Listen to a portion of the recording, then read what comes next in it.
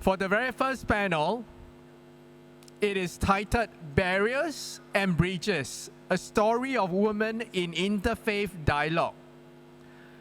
Coming on as the moderator for this first panel is Professor Fabio Patito. Professor Fabio is from the Department of International Relations, School of Global Studies, University of Sussex. Joining us on stage as panel speakers is Venerable Master Subul, Great Masters of the Jogye Order of Korean Buddhism, President of Ankuksion Center Foundation. Coming on stage is also Professor Sian Jin, from University Professor in Charge of Intercultural Projects, University of Artois, France. We have also Ms. Rahila Jidic, President of the Jewish Community in Sarajevo. Mr. Fahid Zahid, President of Association Ekutai and Azhar, Listen and Act. Ms. Mawa Abdel Bagi, Osman Mohammed, researcher at Information Resources Management Association. Ms. Gabriela Frey, initiator and co-chair of Committee for Inter-Religious and Interconvictional Dialogue at the Conference of Ingos at the Council of Europe. Without further ado, I'm going to hand over the time to Professor Fabio to help us with the moderation. Professor Fabio, please.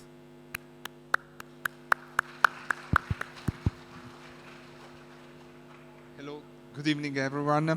Good afternoon, I would say. Welcome to this first panel of our conference, Barriers and Bridges, a story of women in interfaith dialogue. That looks like a little bit like my class before we settle down. Can I please ask some silence? Okay. So our panel will explore something quite crucial for this conference.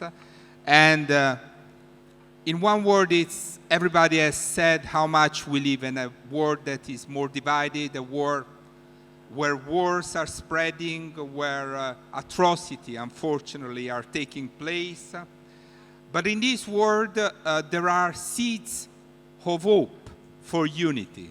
Some of these seeds of hope need to be scattered, cultivated, helped to grow. And one of these is the growing interreligious dialogue and collaboration for fraternity and peace that is going on in many parts of the world, locally and globally.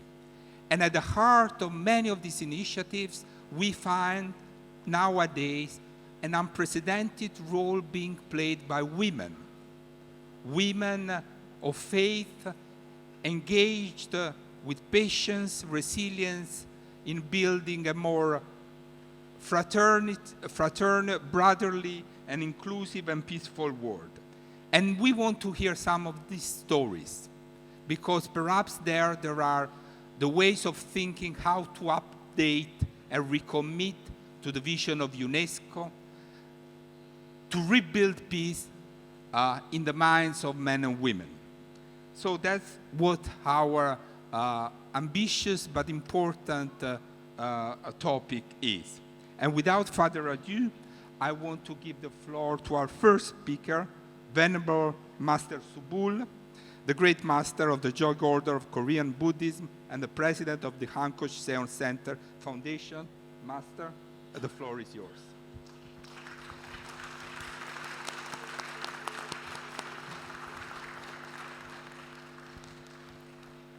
예, 좋은 인연입니다.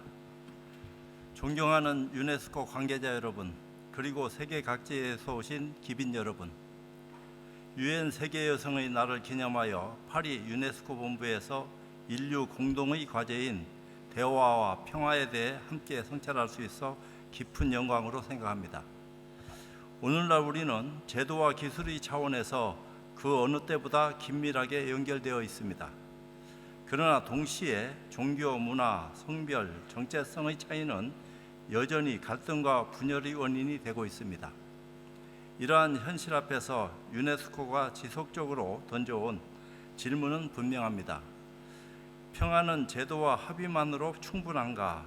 아니면 인간의식의 더 근원적인 전환이 필요할까요? 오늘 저는 이 질문에 대해 한국 불교의 대표적인 수행 전통인 가나선이 보여주는 통찰을 출발점으로 삼되 특정 종교를 넘어 모든 인류가 공유할 수 있는 수행적 성찰의 관점에서 그 가능성을 나누고자 합니다. 남녀노소 누구나 가지고 있는 본래 면목을 깨닫게 해줄 수 있는 방법인 가나선은 화두라는 근본 생명의 실상을 밝힐 수 있는 근원적인 의심을 통해 사고와 관념의 한계를 돌파하는 수행법입니다. 그러나 오늘 이 자리에서는 종교적 이름을 넘어 이 수행법이 가리키는 보편적 인간 경험의 구조에 주목하고자 합니다. 수행적 성찰은 어떤 신념 체계를 요구하지 않습니다. 새로운 교리를 받아들이라고 말하지도 않습니다. 대신 그것은 모든 인간이 가질 수 있는 아주 단순하지만 근원적인 질문으로 우리를 초대합니다.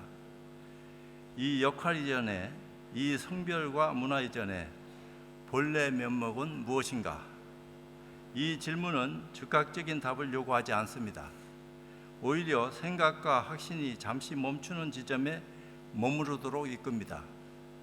이 지점에서 우리는 종교와 문화, 성별의 차이를 넘어 분별이 일어나기 전의 공통된 인간 경험의 토대를 마주하게 됩니다.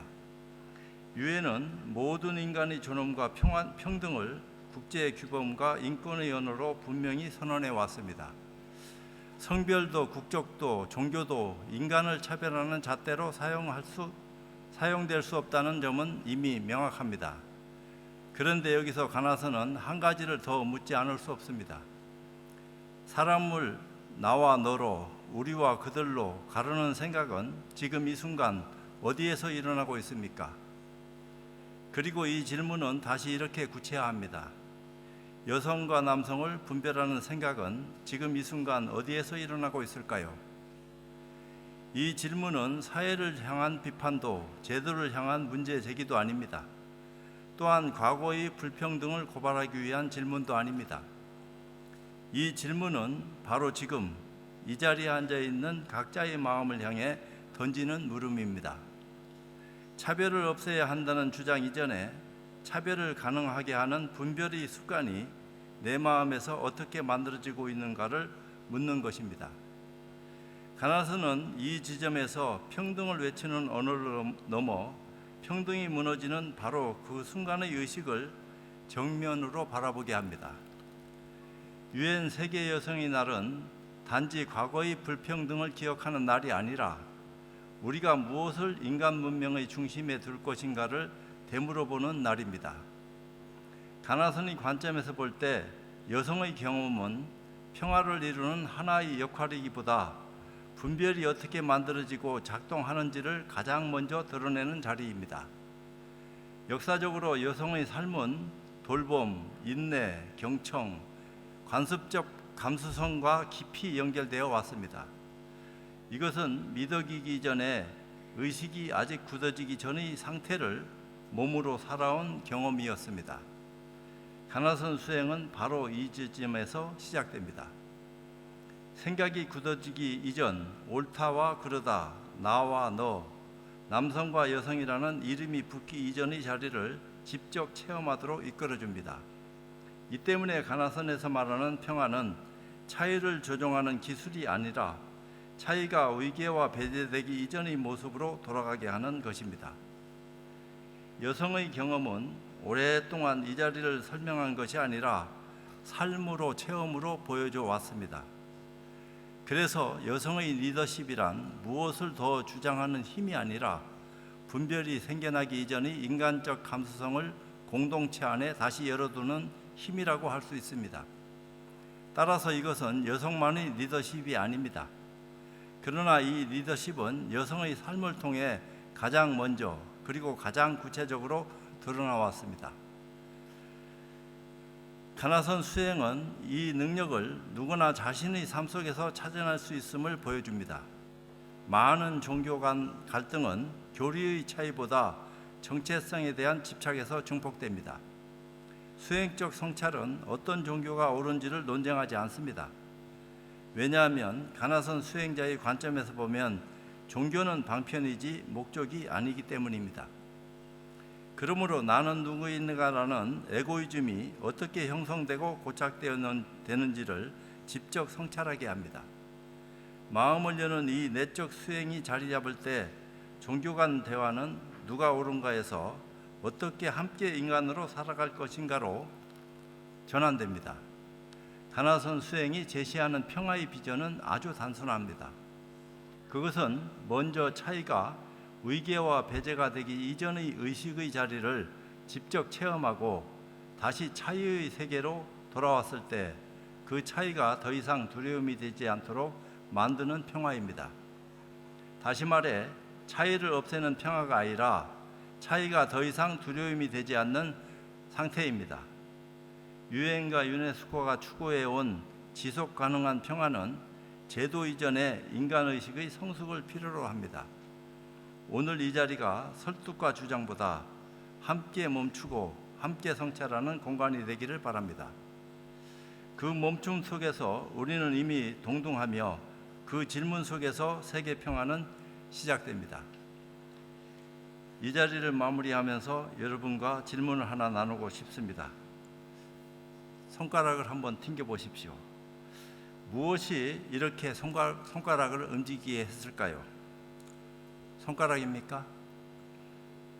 손가락이 움직인다면 죽은 다음에도 손가락을 움직일 수 있어야 됩니다. 머리입니까? 마음입니까? 무엇이 이렇게 손가락을 움직이게 할까요? 이것은 손가락이 하는 것도 아니고 머리가 하는 것도 아니며 마음이 하는 것도 아닙니다. 그렇다고 하지 않는 것도 아닙니다. 그렇다면 무엇이 손가락으로 하여금 이렇게 움직이게 할까요?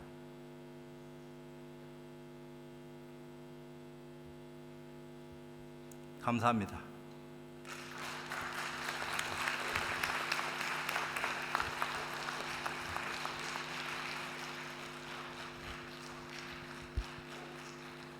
Thank you very much, Master Subul, for some very deep reflection delivered also in a concise way. Thank you very much. What makes us all humans and one, that's what really you have reminded us. Thank you. I'll ask Mrs. Rahela Gizik, the president of the Jewish community in Sarajevo, to take the floor. Thank you very much.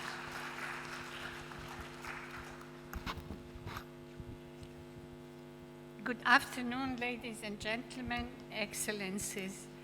It is really with a great honor for me to be here to represent the International Council of Jewish Women, my own Jewish, oh, that's not the right one. Yeah, but this is not my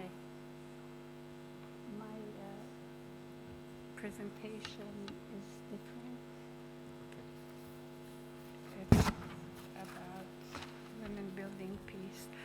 And I'm here as one of the rare practitioners. I have been working on peace building in Bosnia and Herzegovina for 30 years. Unfortunately, we have to shorten our presentation, so I will just tell you that as part of my own Jewish community in Sarajevo, it has a long tradition of 460 years. And I am the first woman president of that community. So women are making progress. It might be slow, but we are getting there. And it is also one of the results of our work in the field. And as you may know, the war in Bosnia and Herzegovina between 1992 and 1995, it was not a religious war. It was a consequence of dissolution of Yugoslavia together with the Soviet Union. However, the time doesn't allow us to elaborate.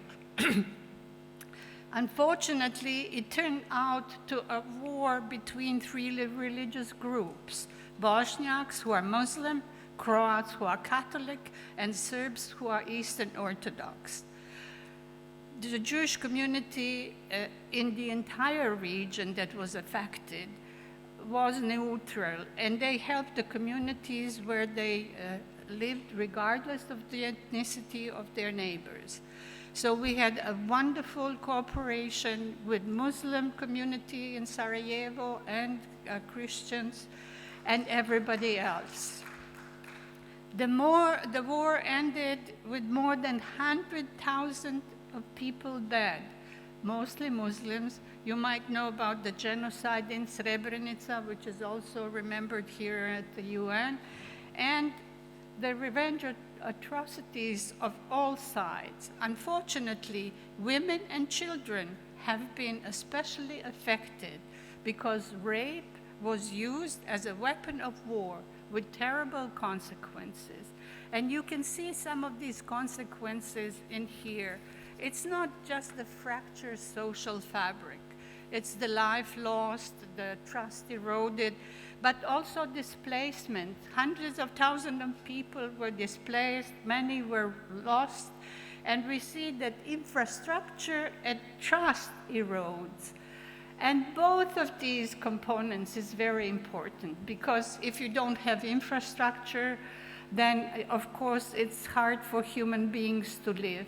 But also if you don't have a safe platform for reconciliation, then it doesn't happen. That's why we have agreed that we are going to get engaged in the peace-building priorities. And the first priority was an inclusive dialogue. And the key NGOs, donors, religious organizations who have worked to create platforms. So this includes Council of Europe, UNESCO, USAID, and many other organizations. But the Jewish community in Sarajevo has fostered the Interreligious Council, which brings all the religions, leaders of all the religions in Bosnia and Herzegovina, and they played a crucial role in offering safe environment for dialogue. Also, we needed healing and psychological support. Because rape has been used as a weapon of war, there was an immediate need for trauma counseling and mental health services. And also the women groups, they grew organically. Women were always included into trying to protect their families. We do it regardless, it's in our DNA, every woman, everywhere in the world.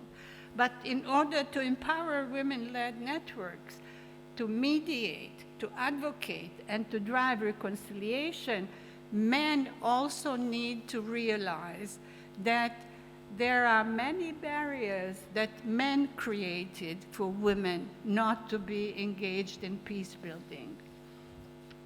And as I said, overcoming those barriers, which is actually the topic of our presentation, is although women's unique perspectives and community ties can foster more inclusive and sustainable peace building, there are many barriers. I have named here only few. Societal barriers. Society has entrenched gender norms and patriarchal structures.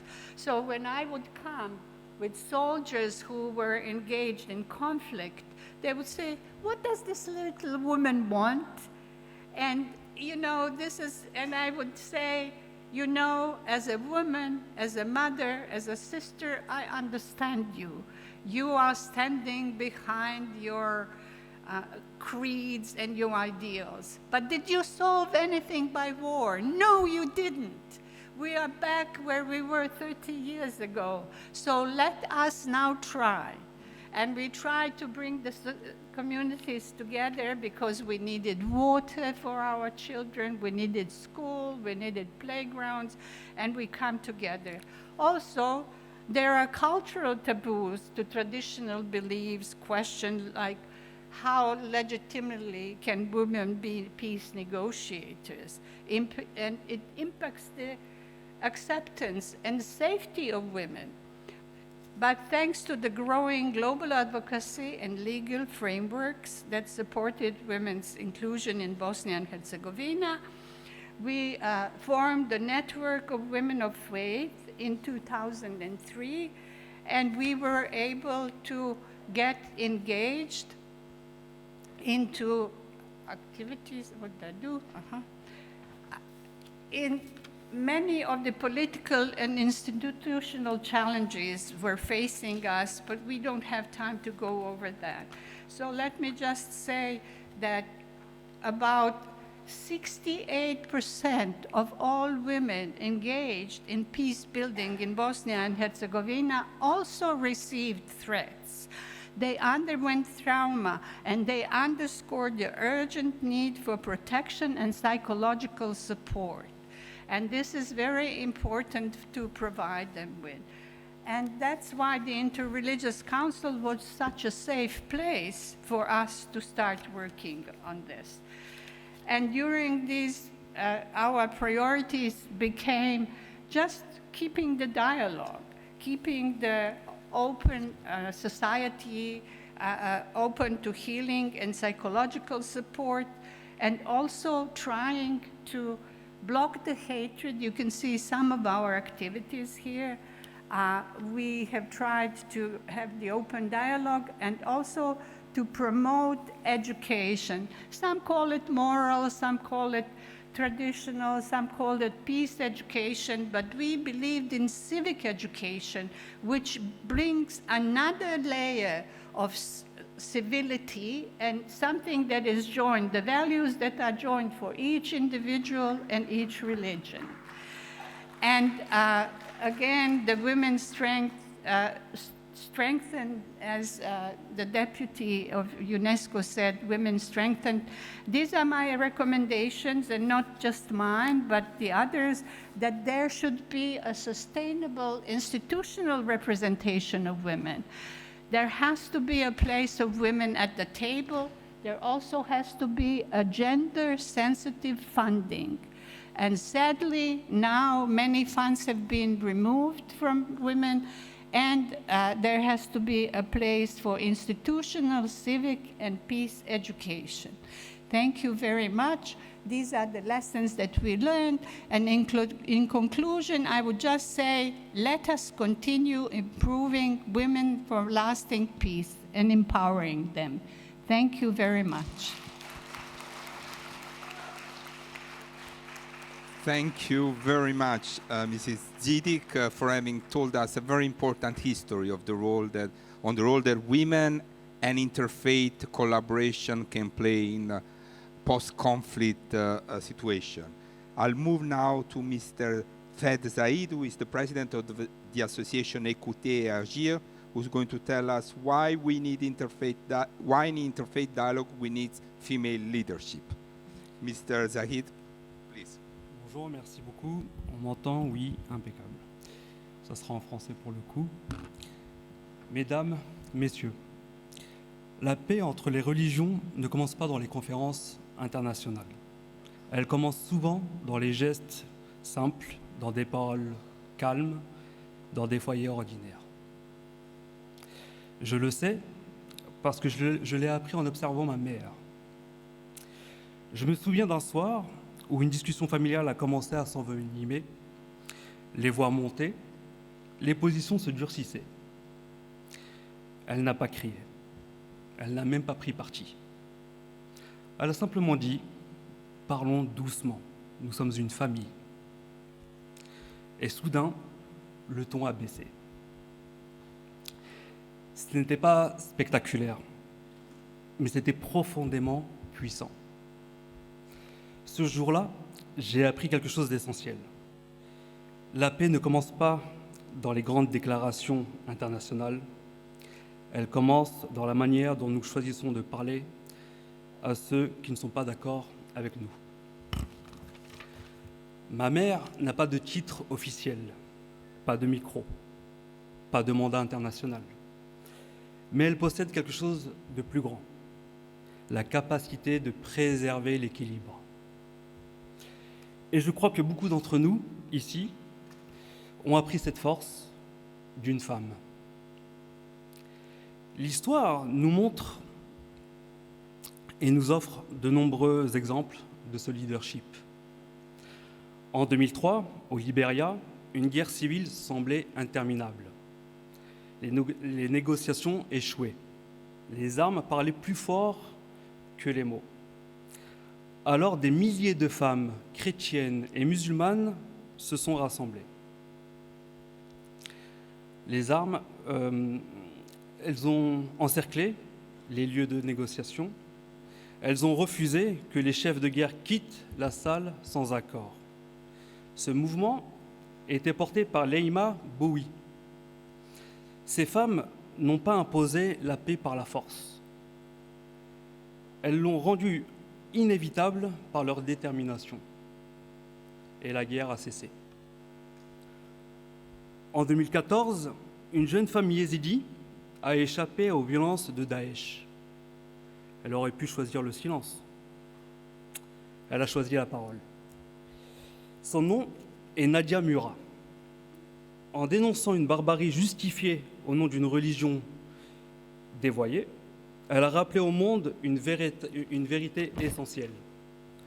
La foi ne peut jamais être un prétexte à la destruction de la dignité humaine. Plus récemment encore, lors de la pandémie du Covid-19, plusieurs pays dirigés par des femmes ont adopté des réponses rapides, méthodiques et profondément humaines. En Allemagne, Angela Merkel a privilégié la pédagogie à la posture. En Nouvelle-Zélande, Jacinda Ardern a su combiner fermeté et empathie. À Taïwan, Tsai Ing-wen a agi avec anticipation. Ce n'est pas une question de genre, c'est une manière d'exercer le pouvoir. Un pouvoir moins centré dans la domination et davantage vers la protection. Soyons lucides. Les grandes guerres du siècle dernier, la radicalisation religieuse, les conflits identitaires ont été majoritairement décidés par des cercles de pouvoir fermés. Et ce n'est pas une condamnation des hommes. Je suis un homme. C'est une invitation à l'équilibre. C'est lorsque le pouvoir n'est pas partagé, il se rigidifie. Mais lorsqu'il est partagé, il s'humanise. On dit souvent, derrière chaque grand homme, il y a une grande femme. Il est temps d'aller plus loin. À côté de chaque grand homme, il y a une grande femme. Et parfois même, c'est elle qui ouvre la voie. Le leadership féminin n'est pas un complément, il est une nécessité. Pourquoi le dialogue religieux a-t-il besoin de leadership féminin ? Parce que les femmes vivent souvent les conséquences concrètes des fractures religieuses. Elles portent les traumatismes, elles reconstruisent les familles et elles transmettent la foi sans haine. Elles savent que la paix ne se décrète pas, elle se cultive. Et cultiver demande de la patience, de l'écoute et du courage. Mais alors, comment ce leadership peut transformer le dialogue interreligieux ? Concrètement, cela signifie 3 choses. D'abord, reconnaître le rôle que les femmes jouent déjà dans les communautés. elles sont souvent les premières médiatrices du quotidien, celles qui apaisent les tensions et qui maintiennent les liens. Ensuite, les intégrer pleinement dans les espaces où se construisent les dialogues interreligieux, les rencontres entre communautés, les initiatives éducatives et les instances de médiation. Et enfin, leur donner une véritable capacité de décision. Pas seulement une présence symbolique, mais une voix qui compte lorsque les orientations sont prises. Car une paix durable ne se construit pas seulement par des discours. Elle se construit par celles et ceux qui participent aux décisions. Si nous voulons que le dialogue interreligieux soit crédible, il doit refléter l'humanité dans son ensemble. Pas symboliquement, réellement. Cela signifie donner aux femmes non seulement une place décorative, mais une place décisionnelle. La stabilité mondiale ne peut plus être pensée sans leadership féminin. Pas derrière, pas en marge, mais au cœur. Car une paix construite par seulement la moitié de l'humanité ne peut pas être solide. Mais une paix construite ensemble peut devenir durable. Alors posons-nous cette question. Que voulons-nous préserver? La peur et la division? Ou l'équilibre et l'avenir de nos enfants? Si nous choisissons l'avenir, nous choisissons toutes et tous de bâtir un monde où la voix de chaque femme compte autant que celle des hommes. Et ce monde que nous avons la responsabilité de construire, et n'oublions pas une vérité, la femme donne la vie, pas l'homme, la femme. Et ce n'est pas un hasard. Je vous remercie.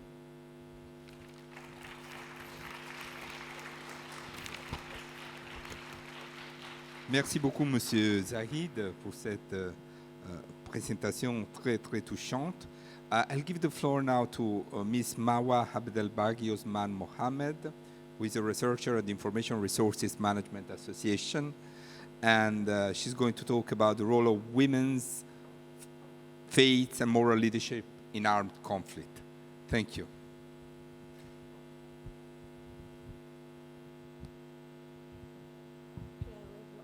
Hello, everyone.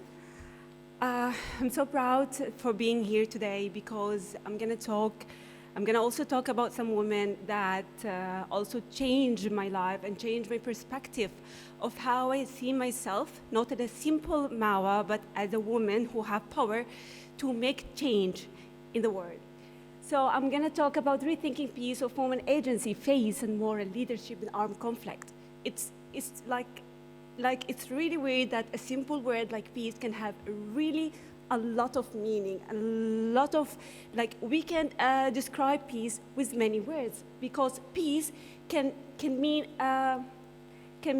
trauma healing, or everyday coexistence, or social justice, or livelihood support, or even it can mean community rebuilding, or addressing structural inequality. Even climate change can have the word of peace. But what I link for more what peace really can also mean the ordinary of life, like sharing the simple thing, sharing meals together, sharing like courtyard, not asking about your ethnicity or your religions or where are you from. So this is actually peace, because peace is a long term and not just negotiation. But to understand really peace, we have to understand it from the lens of the people who really lost it, especially women who are victims of war because they lost the meaning of peace, because they do not have it anymore. So they have to rebuild peace from scratch. So peace often begins in the quiet work of those who sustain human dignity in the middle of the conflict. Because women in war, clearly they lost their male guardian. So they have to be the supporter of their family. They have to be take care of their community, not just from themselves. So they always leave themselves behind and taking care of everyone around them. Because war is gender. It changed the gender rule. So we always see women in the war-affected area. They provide emotional support, community care, and safe space for survivors of violence. Their work also focuses on reintegration of a stigmatized survivor back into their community.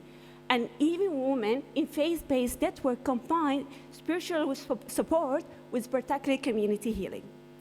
So this is the general woman in the conflict-affected area. But what I want to also to talk more, to reflect it more, is the Darfuri woman, the woman of Darfur in Western Sudan. These women are like literally amazing women. They are coming from nothing. They are fighting for the community. So they are rebuilding everything from all over again because they feel the responsibility of their community. And there is a statement that had been said by one of the leaders of the camp. He said to me that, Mawa, if they want to destroy a culture, imagine, destroy the women. So imagine this statement had been said by a man who is a leader inside the camp. As you see here, we have these 4 amazing women. This woman really make a huge change inside their community. They had been arrested, they had been kidnapped, they had been tortured, but they didn't give up in their community. When I entered the field of Abu Shok camp, I met these women, when I entered the Abu Shok camp in 2022. So this is basically what 4 years ago. So I hope they are still alive because of the war like started again in 2023. But I know thing about these women.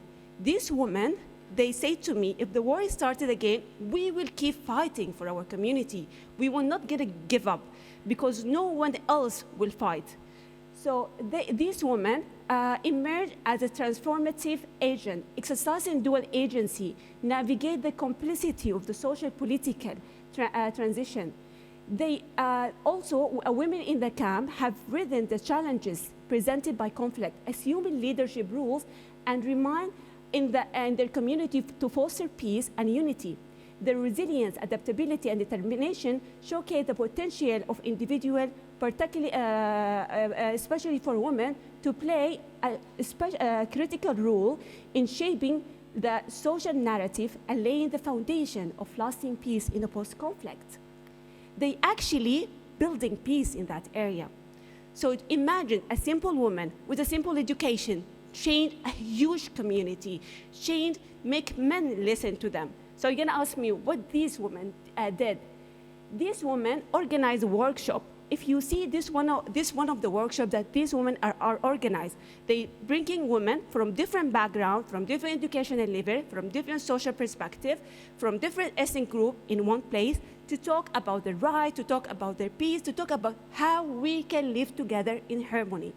They also built a saving cooperative, so to make a microfinance for the women who need, so she can start a business like selling tea inside the market. They also rebuilt the social trust because in 2019, when the governments collapsed, the community collapsed again inside the camp. Social fabric had been also collapsed. So the women started to rebuild the social fabric again. So this is what they're doing. It was an amazing job. So because the thing that was really amazed me by these women, they had been tortured and they had been went through a lot. But if you keep asking them, they always say, thanks God. They say, alhamdulillah, thanks God, alhamdulillah. They never complain about anything.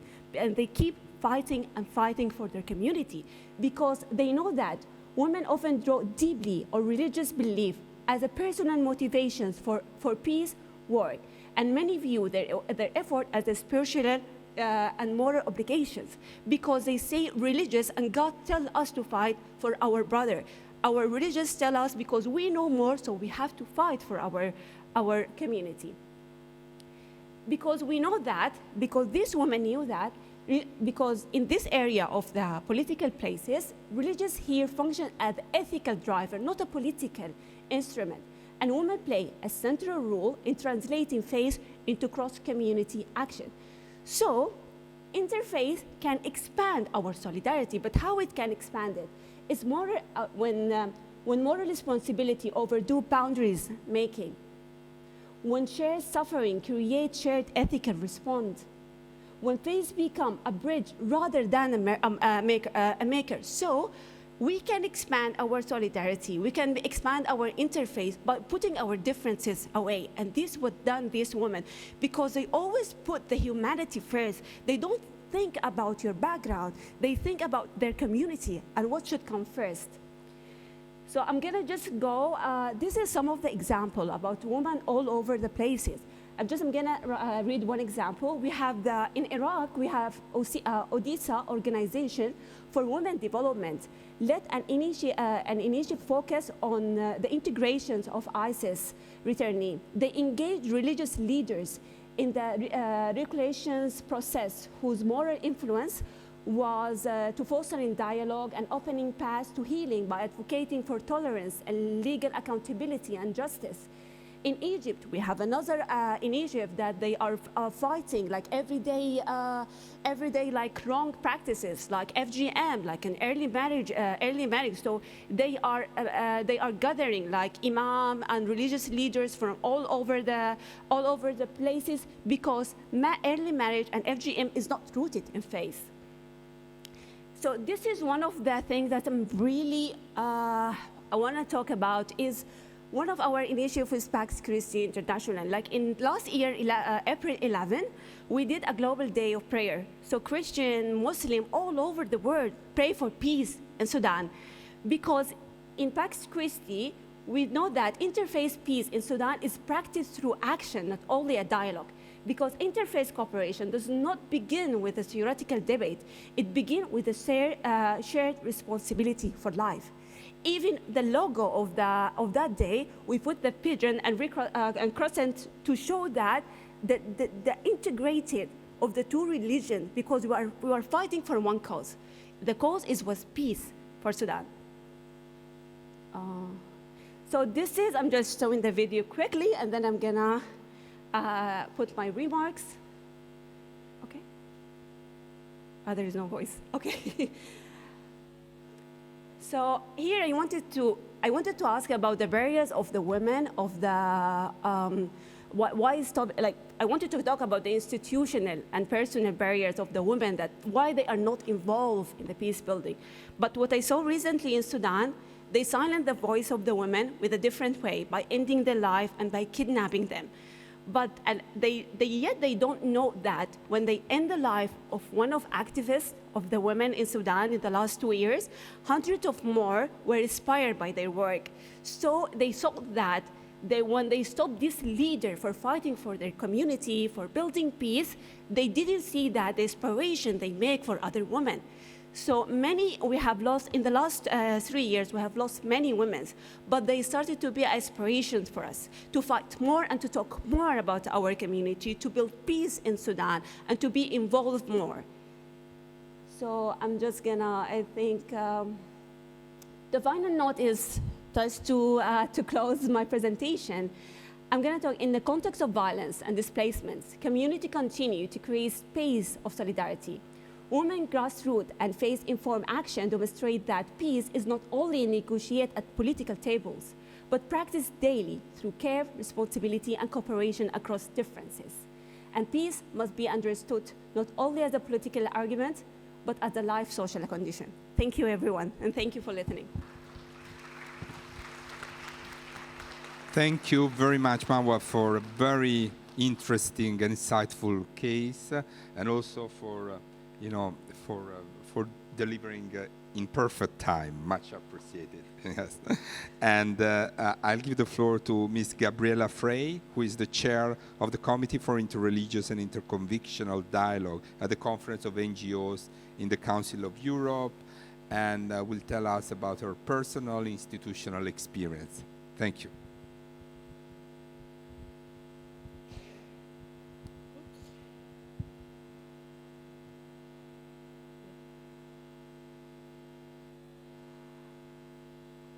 Hello, everybody. Can you still listen? I think it's a long day now. Take a good breath. And thank you for listening a little while to me. So I'm born into a Protestant Christian family in Hamburg, Germany, and I became a practicing Buddhist at the age of 14, about 50 years ago, inspired by my father, who had founded inner peace through Buddhist texts after the horror of Second World War. I'm now living in Strasbourg. It is the place where we started Europe and where peace was something very important. And I'm also living in Germany. My Buddhist teacher taught us that the true nature of every being is the same, that it is the same value and therefore deserves the same respect. During my time as an assistant to several German parliamentarians in the European Parliament, and as part of delegation trips that I organized, I visited Buddhist sites and monasteries in Asia and on several occasions. To my surprise, I noticed considerable differences in the living conditions of women and men in these places, such as barriers to equal access to education, healthcare, decision-making positions, and full ordination. I noticed a striking inequality in the way women were treated in general and observed a lack of infrastructure, such as school monasteries for nuns.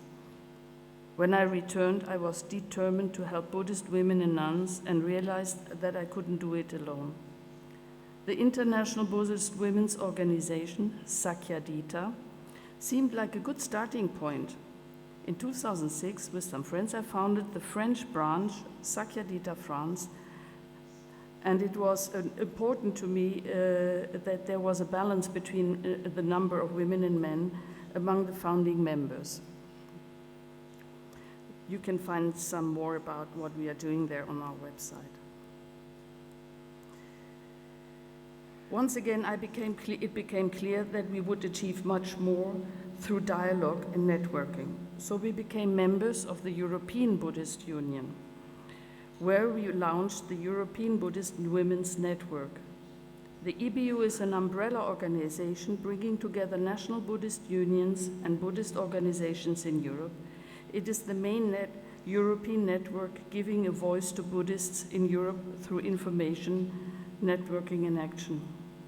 The EBU Council, of which I was a member for several years, asked me to introduce the EBU to the European institutions.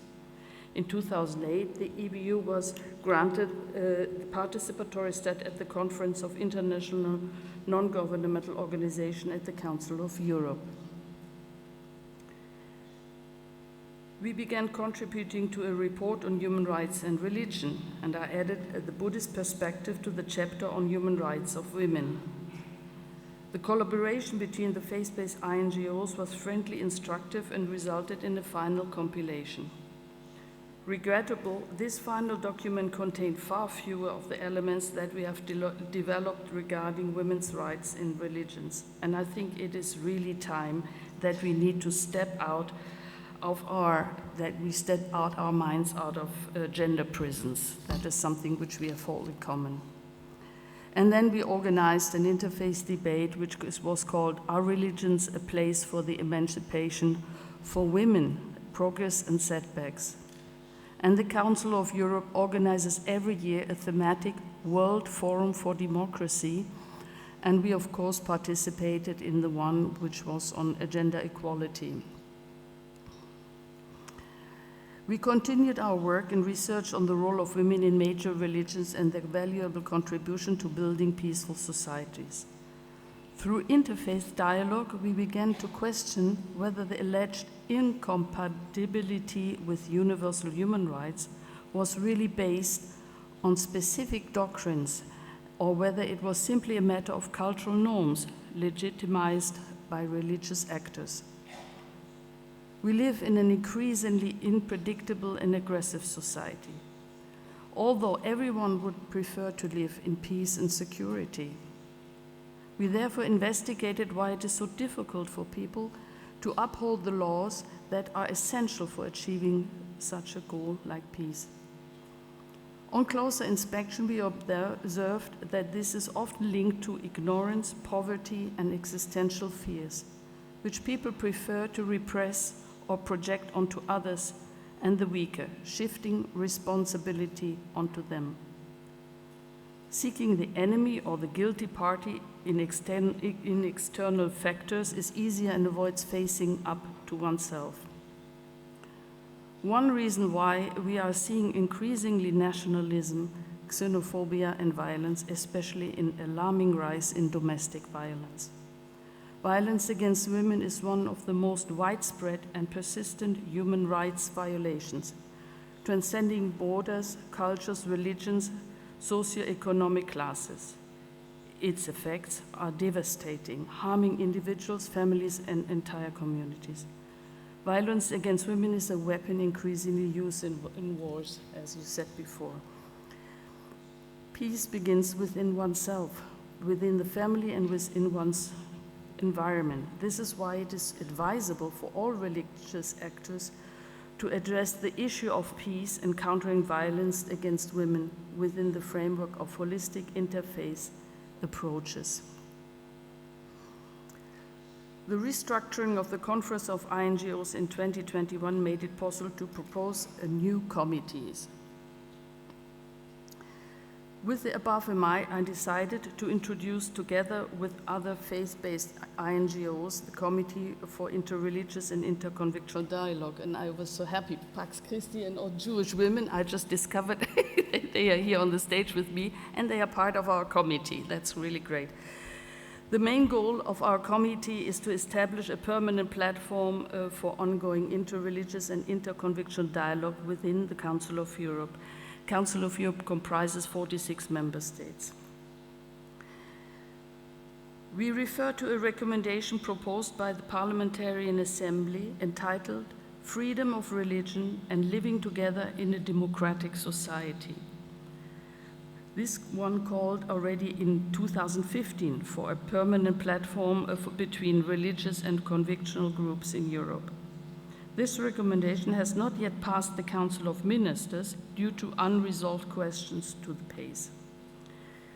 This is why our committee submitted a recommendation already within the Conference of INGOs, adopted it during its session last autumn, and to request taking it up again by the Parliamentarian Assembly and the Committee of Ministers.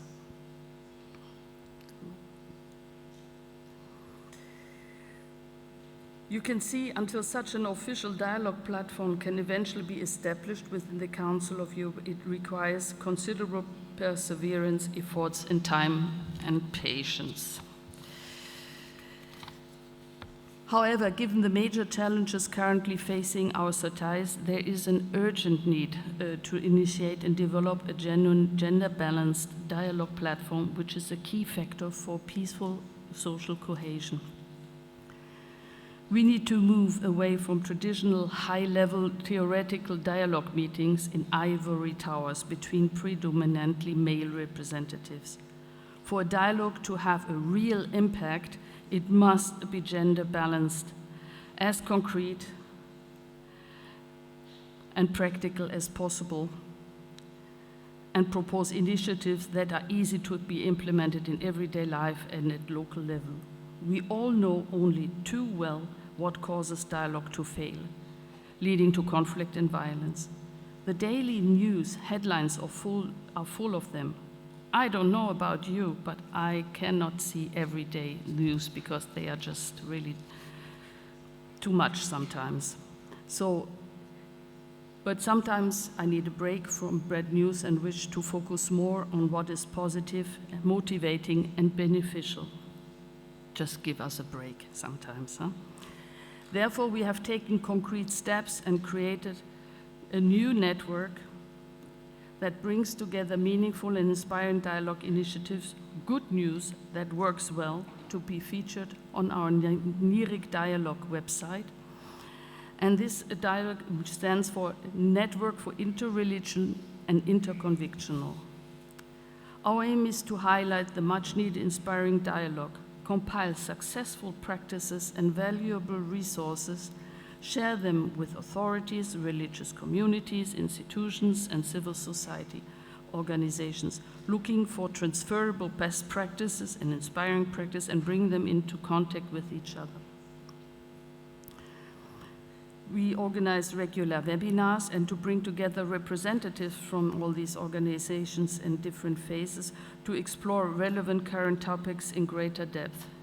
As an example, for example, we are having webinars on peace making activities of civil societies, interreligious dimension of refugees, fundamental impact on education and identity formation, just to give a few.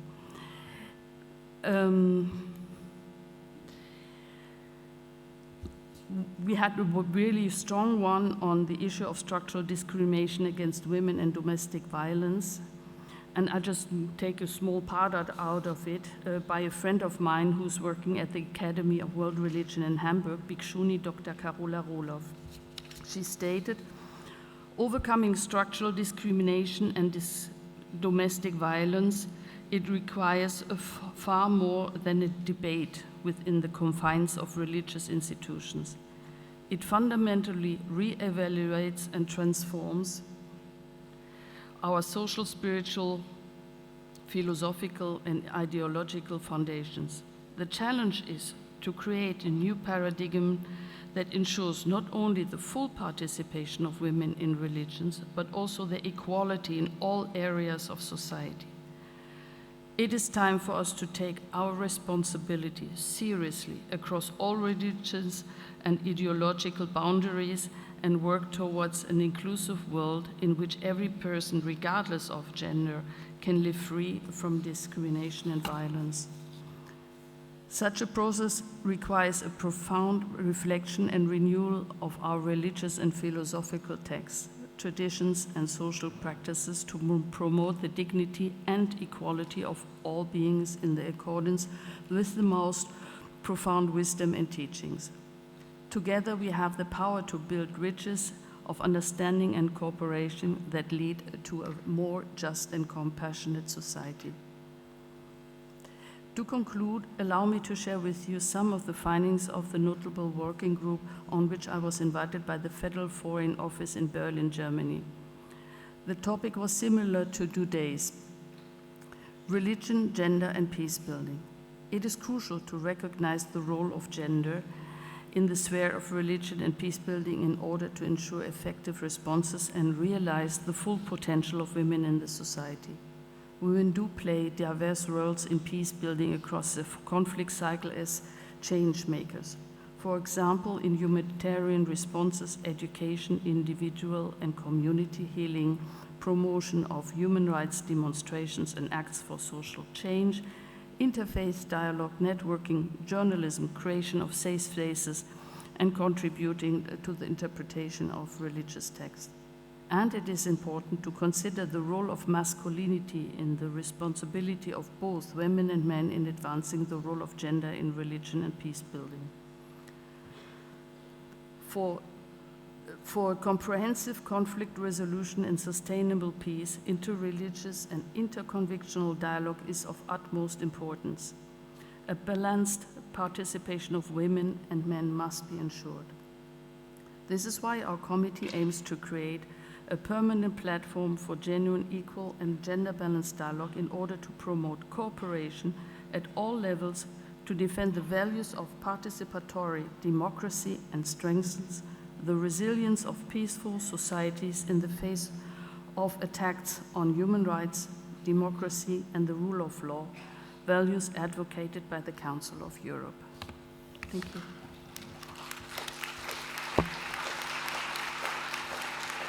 Thank you.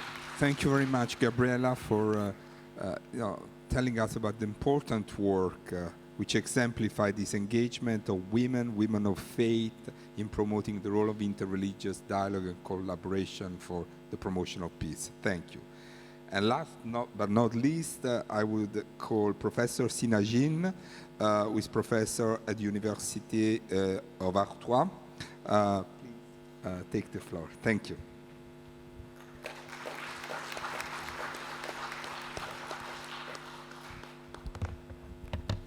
Merci, Monsieur le Président, de la séance. Pour commencer, je préfère de parler français. Après, j'introduis mon discours en anglais. Le Premier ministre, ancien Premier ministre Rocard, a annoncé une phrase importante, il y a bien des décennies, qu'il est très difficile, plus difficile, d'apprendre la paix que la guerre. Qu'est-ce que c'est la paix? Tout à l'heure, vous avez déjà fait une introduction, une réflexion sur la définition. Et je complète cette définition. En chinois, he, he, ping, le premier caractère veut dire la bouche pleine de céréales. Le deuxième caractère veut dire équitable. Donc, ce que c'est la paix étymologiquement en langue occidentale, grecque, c'est l'arrêt entre deux guerres. Donc, le contenu, le contexte étymologique et culturel se différencient. Donc, il faut prendre en compte ces deux définitions ensemble. D'un côté, l'arrêt des deux paix, des deux guerres. L'autre côté, le bien-être et aussi l'équitable. Mon discours porte sur deux cas précis.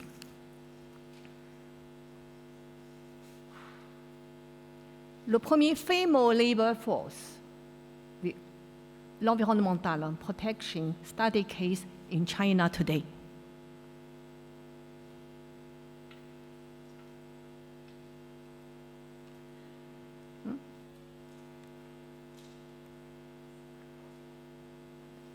Quel est le taux? Je passe par le taux de travail des femmes.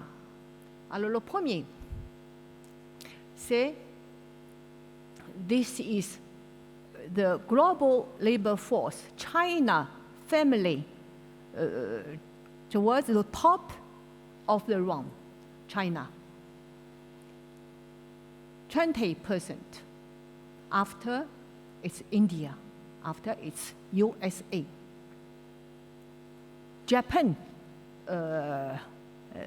in the last of the rung. That means China's famous labor force participation rate is 70%, while India's is 24%.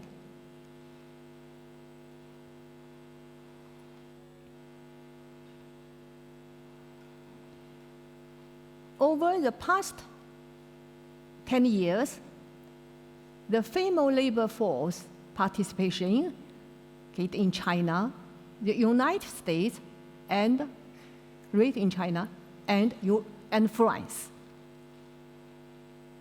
Vous allez qu'à comparer.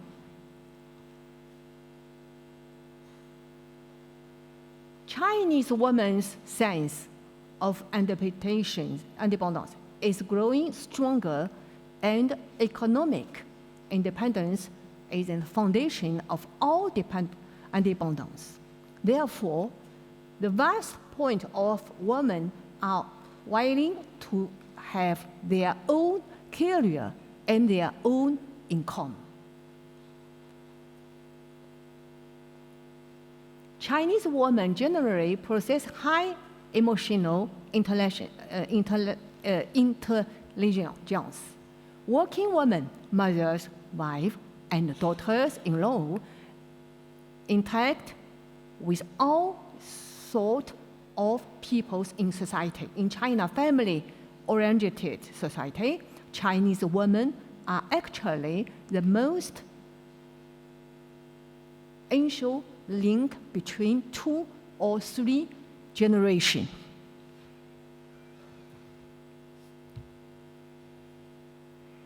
The second study case is about women's power in turning sand dune into oils. You have in your speak, you have take about the detail action. There is a detail action. In 1949, the forest and grassland overage rate in Yulin City. Yulin City is nearby Dunhuang Museum, of Buddhism Museum, was 0.909%, and more than 55 of its land area was covered of the sand, with the city surrounded by yellow sand. Today, thanks for the efforts of the generation of desert warriors, including women, Yulin has achieved tremendous success in combating desertification and afforestation. This once wanted city is in the Tundra region, which suffered greatly from the desertification, now boasts of forests. Overall rate of the 36% and the desertification control rate of 93%. There is a picture.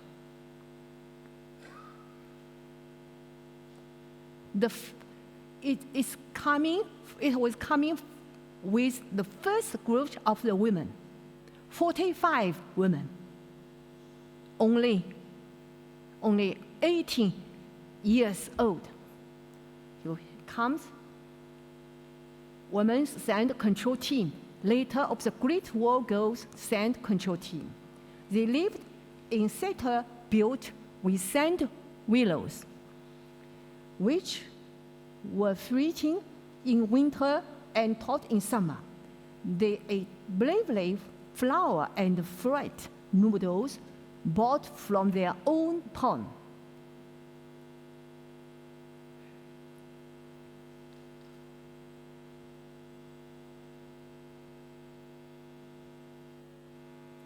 It's the result today.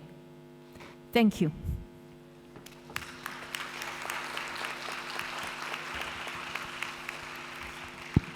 Merci beaucoup. Thank you, Professor Jean. And I have to say thanks to the incredible adjustment of our panelists, and I'm very thankful for that. We also have 15 minutes for Q&A. I had given my hope when we started that we will have it, but there we are, we have it. So without ado, maybe I think there is someone in the floor with a microphone who can help. I'll ask for very short questions or comments, maximum 1 minute. I'll collect a few of them and then I'll give the opportunity to my panel to react to them. Is there any question?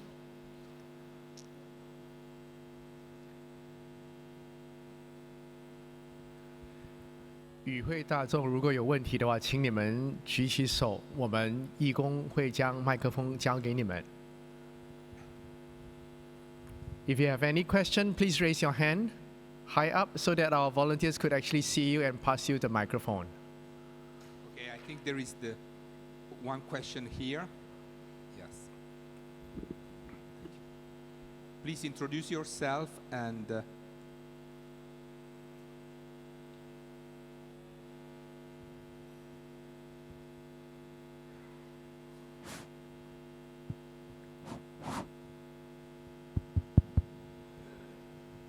Merci. Bonjour, je m'appelle Bidane Diakité. J'ai une question pour le professeur. Vous venez de nous faire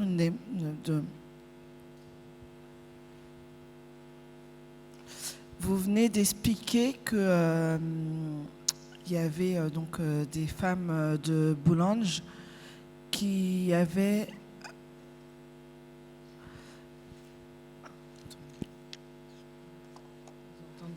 ils n'entendent pas pour les interprètes peuvent pas traduire parce qu'ils n'entendent pas. Who is the question for? Oui. For the professor. Okay. You understand? She speaks Oui. French. Donc so en fait, vous nous avez parlé des femmes de Boulogne, qu'elles avaient 18 ans, elles étaient 54 et elles ont pu mener leur action en combien de temps, combien d'années? Est-ce que c'est en années, c'est en mois? Quelle est la durée en fait? Maybe I'll collect few more questions and then give the floor to. I'll collect few more questions. Je raccueille. Yes. Let me see if there is any other question. Yes. Over there.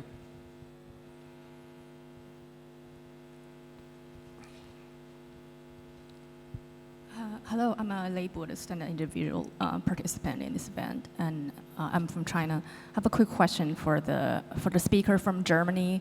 I'm just very curious about the sutra and the Buddhist texts that they use. Are they in English or German, and where are they coming? Where did they come from? I'm just very curious about the sutra and Buddhist texts. Can you please re-say the question more slowly because we couldn't hear? Sorry. I have a question for the speaker from Germany about the Buddhist texts that you use. Are they in English or in German? Where did they come from? I'm just very curious about the translation and the texts that were spreading across the world. Thank you so much. Thank you very much. Is there one more question?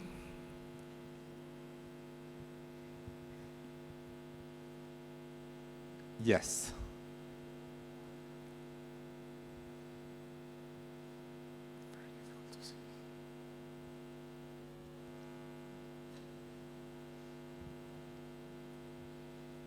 No. Okay. Okay. In that case, I'll ask you, Professor Jean, to respond, please. Je vous réponds en français. Pour l'interprète, je préfère. C'est une bonne question. Effectivement, je n'ai pas pu développer en détail puisque j'ai reçu un consigne 12 minutes. Je me suis donné 10 minutes pour terminer mon discours. Mais ça fait partie de mon cours à l'Université d'Artois, 3e année, civilisation d'aujourd'hui. Il s'agit d'un effort depuis 1970 jusqu'à nos jours, puisqu'il reste encore une dizaine % à récupérer. C'est un des cas qui a réussi pour convaincre, contre la désertification du sable dans cette région. Il y a un des cas. Il y a encore d'autres cas encore plus touchants qui prend à peu près un siècle. Ce n'est pas seulement à partir de 1950. Donc, ce sera un travail à longue haleine. Je vous réponds. Je réponds à votre question. Merci beaucoup. Gabriella, would you like to respond to the question? Can you hear me? Yeah. Actually, this sentence I quoted was from a bigger context, and so we have gathered all these texts on the Sakyadhita website under articles, and there is one article I would like to suggest. It is called, here's the French, En quoi l'attachement à notre identité de genre constitue-t-il un obstacle à l'éveil, par Rita Gross. Rita Gross was someone who has very great Buddhist feminist, and she has gathered all kinds of texts out of the different sutras in this perspective. So you can find quite some of these texts on the Sakyadhita website. Thank you.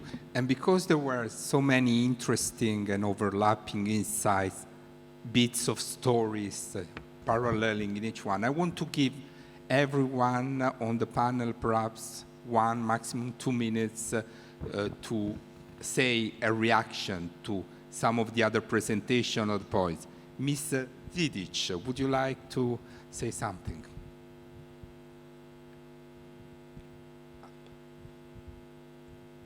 Thank you very much. It has been very inspiring to hear a different focus of the interfaith dialogue and actions in the field. I feel very lucky to be here with all of you today, and I think we all learned a lot and take some of the examples that we hear from others to our own work and enrich it. Thank you. Thank you very much. Mr. Fahid? Zahid? Oui, on m'entend? Oui. Nickel. Alors moi déjà j'étais ravi de participer aujourd'hui à ce débat. Alors moi je vais m'adresser typiquement aux hommes. Pour le coup, il va falloir vraiment qu'on descende nos égos et laisser la place réellement aux femmes dans notre société. Et vraiment, l'ego de l'homme va vraiment nous emmener vers notre perte. Il faut impérativement construire une société avec des leaderships féminins. Voilà. Okay. Merci beaucoup. Miss Mawa?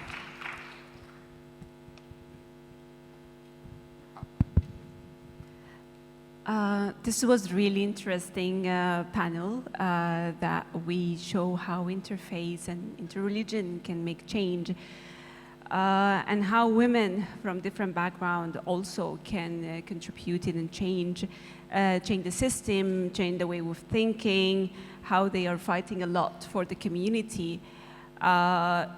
It's also show that important to include them, to end the idea that every system has been controlled by men, to include women more in the educations, on the cultural practice, in everything, because they make change. They are strong and they are making change. They are the mother who are raising the children when the father is not there. Their strength is amazing and inspiring. So I believe, women are still amaze us every time because of their strengths, and thank you. Yeah. Thank you very much, Mawa. Perhaps, thank you.